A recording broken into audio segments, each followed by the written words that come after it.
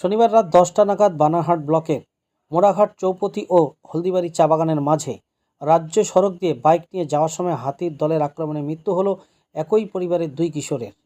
এ ঘটনায় গোটা এলাকায় শোকের ছায়া নেমে এসেছে। পুলিশ সূত্রে জানা গিয়েছে, মৃতদের নাম জয় ওরাও, বয়স 18, আদর্শ ওরাও, বয়স 16 বছর, বাড়ি তোতাপাড়া চা বাগানে। জানা গিয়েছে, এই দুই কিশোর বাইকে চেপে তোতাপাড়ার চা বাগান থেকে হলদিবাড়ির চা বাগানে আত্মীয়ের বাড়ি যাচ্ছিল। সেই সময় বানারহাট কার্তিকোড়া হিন্দি কলেজ সংলগ্ন এলাকায় রাস্তার উপরে হঠাৎই একটি হাতির দল উঠে আসে। হাতির দলটি আচমকা এদের সামনে চলে আসায় এরা বাইক নিয়ে রাস্তার মধ্যে পড়ে যায়।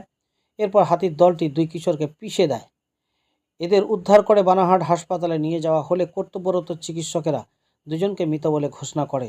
রবিবার সকালে দুজনের দেহ ময়না তদন্তের জন্য জলপাইগুড়ি সদর হাসপাতালে পাঠানো হয়। দিন বিকেল 5টা নাগাদ ময়না তদন্তের পর তাদের দেহ পরিবারের হাতে তুলে দেয় বানারহাট থানার পুলিশ।